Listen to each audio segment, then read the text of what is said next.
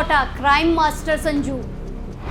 10 साल की उम्र में किया क्राइम, 16 साल में क्राइम में कर चुका पीएचडी, 1000 से ज्यादा केस में संजू संदिग्ध। नमस्कार, कैपिटल टीवी में आपका स्वागत है और मैं आपके साथ प्रिया बेस्ट। अब वक्त हो चला है ऐसे मुद्दों पर विस्तार से बात करने का जो जनता, राज्य, देश और पूरी दुनिया पर असर डालते हैं। ये खबर है दिल्ली के क्राइम मास्टर संजू की, जो एक बार फिर लौट चुका है, जिसने 10 साल की उम्र में पहली चोरी की और फिर 16 साल तक क्राइम में पीएचडी कर ली।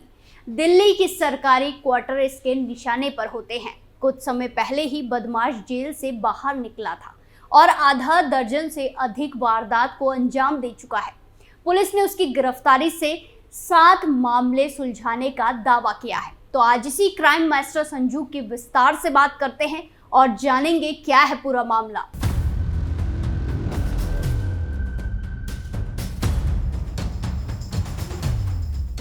चोर घर में चोरी करते हैं और फिर लूटा हुआ कीमती सामान लेकर फरार हो जाते हैं, भाग जाते हैं। लेकिन ये एक ऐसा चोर है जिसकी हरकतें हैरान और परेशान दोनों करती हैं। जो सिर्फ घर में चोरियां ही नहीं करता था, वो चोरी करने के बाद घर को आग लगा देता था। एक समय में पूरी दिल्ली में उसके नाम का खौफ था, जहां दिल्ली के सरकारी कर्मचारी उसके साए से भी डरा करते थे। 10 साल की उम्र में उसने जुर्म की दुनिया में कदम रखा और फिर 16 साल में वो जुर्म की दुनिया के सारे गुण एक एक करके सीखता गया। कैसे चोरी करनी है, कैसे सुराग मिटाने हैं और कैसे खुद को बचाना है।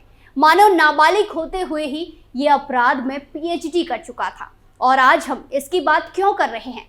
क्योंकि अब ये सालों बाद फिर से लौट आया है और ये क्राइम मास्टर संजू नाम से जाना जाता है।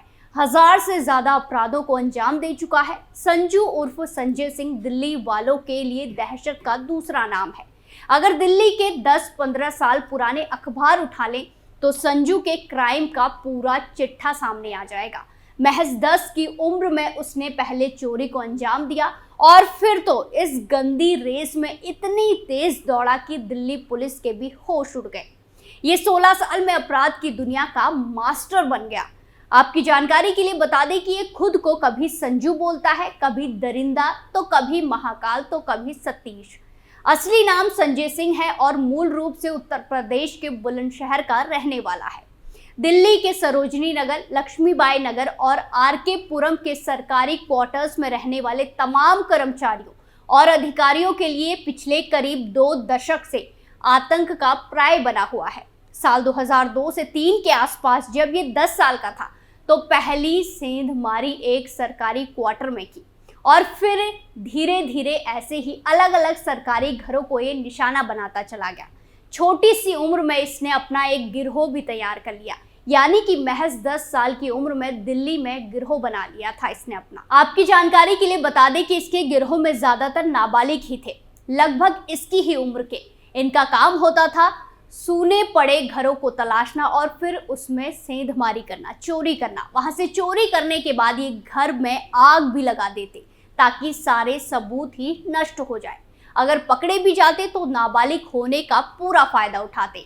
एक के बाद एक कई घरों को ये निशाना बना रहे थे, यानी इनकी चोरी का एक पैटर्न था। घरों में चोरी करना और फिर आग लगा देना। वहीं इतना ही नहीं, ऐसे कारनामों के चलते संजू को बचपन में ही पुलिस ने 9 बार गिरफ्तार किया और तो और वो 9 बार चाइल्ड होम से भाग भी निकला और हर बार बाहर निकलते ही अगली वारदात को अंजाम दे देता। उसे कोई डर नहीं था और या यूं कहें कि उसे कानून की पूरी जानकारी थी। वो जानता था कि वो नाबालिग है, इसीलिए कानूनी तौर पर पुलिस उसके खिलाफ सख्त कार्रवाई नहीं कर सकती है। इतना ही नहीं, कई बार तो वो गिरफ्तारी के दौरान खुद को चोट पहुंचा लेता। कभी अपने सिर से खून निकाल देता तो कभी अपनी कलाई काट लेता, ताकि जुवेनियल जस्टिस बोर्ड के दबाव में उसे रिहा कर दिया जाए।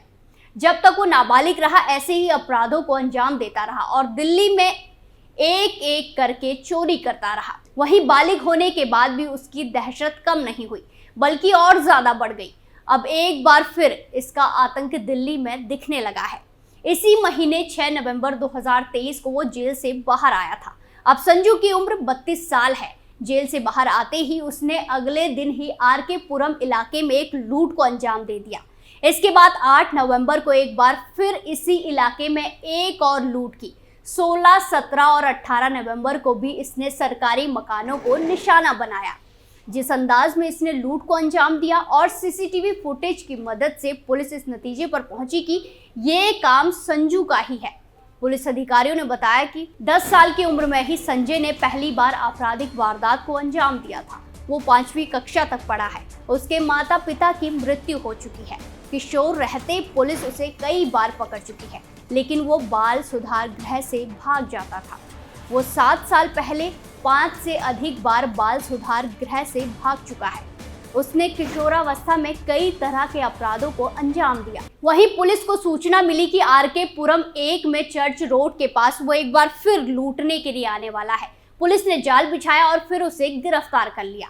पुलिस अधिकारी ने बताया कि पिछले कुछ दिनों से वसंत विहार सब डिवीजन में सेंधमारी, झपटमारी और चोरी की कई घटनाएं सामने आई थी। आरके पुरम के थाना प्रभारी रविंद्र कुमार त्यागी के नेतृत्व में पुलिस टीम गश्त के साथ साथ बैरिकेडिंग लगाकर जांच पड़ताल शुरू कर रही थी। 25 नवंबर को पुलिस टीम को एक बदमाश के बाइक से इलाके में आने की जानकारी मिल जाती है। पुलिस टीम ने सेक्टर 1 आरके पुरम के पास बैरिकेडिंग लगाकर वाहनों की जांच शुरू कर दी। पुलिस टीम ने एक संदिग्ध बाइक सवार को रुकने के लिए कहा, लेकिन वो भागने की कोशिश करने लगा। हवलदार अशोक कुमार और सिपाही जसवीर ने थोड़ी मशक्कत के बाद बदमाश को पकड़ लिया। उसके पास एक बैग मिला जिसमें चाकू, आयरन पंच, एयर पिस्टल और एक पैकेट लाल मिर्च पाउडर मिला। बदमाश की पहचान संजय शर्मा उर्फ दरिंदा उर्फ महाकाल उर्फ संजू उर्फ सतीश के रूप में हुई। जांच में पता चला कि बदमाश पर दिल्ली के विभिन्न थानों में 80 से अधिक मामले दर्ज हैं। वहीं पुलिस अधिकारी ने बताया कि बदमाश ने अपने शरीर पर 3 टैटू भी बनवा रखे हैं। उसने अपने शरीर पर डेंजर, दरिंदा और महाकाल नाम का टैटू बना रखा है। किशोर अवस्था में उसने नाबालिग का एक गैंग बनाया। उसने अपने गैंग का नाम बर्गल एंड बर्न गैंग रखा। गैंग के बदमाश घरों में लूटपाट करते और सबूत मिटाने के लिए घरों में आग लगाते थे। वो 20 सेंधमारी और घर जलाने के मामले में भी शामिल रहा है। पुलिस ने बताया कि बदमाश ज्यादातर समय जेल में रहा है। 6 नवंबर को वो जेल से निकला था। उसके बाद से उसने वसंत विहार, सरोजनी नगर और आरके पुरम में सेंधमारी और वाहन चोरी की वारदात को अंजाम दिया। वहीं अब ये अपराधी पुलिस की गिरफ्त में है और पुलिस मामले में आगे की जांच कर रही है। लेकिन इसकी कहानी हर बार की तरह यहाँ पर खत्म नहीं हुई है। क्राइम मास्टर संजू ने फिर से पुलिस को चैलेंज किया है। इसने कहा कि ये एक बार फिर बाहर आएगा और उसी तरह अपराधों को अंजाम देगा। अब ऐसे में आरोपी के एक बार फिर से फरार होने की आशंका जताई जा रही है, जिसके लिए पुलिस अलर्ट है।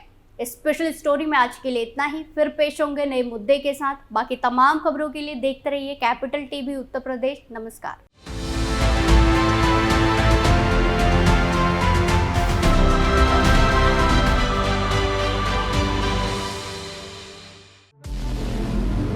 हमारे व्रत, हमारी परीक्षा, लक्ष्य तक पहुंचने की हमारी संयमित प्रतीक्षा।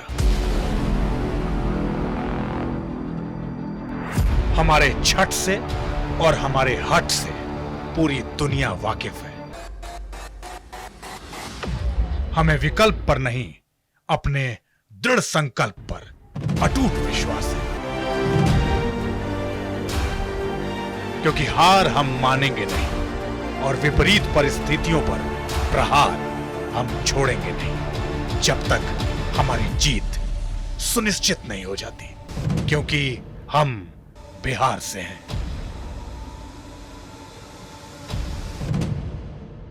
कैपिटल टीवी पर मैं अमित प्रकाश लेकर आ रहा हूं बिहार पर एक ब्रांड न्यू स्पेशल शो, हम बिहार से हैं।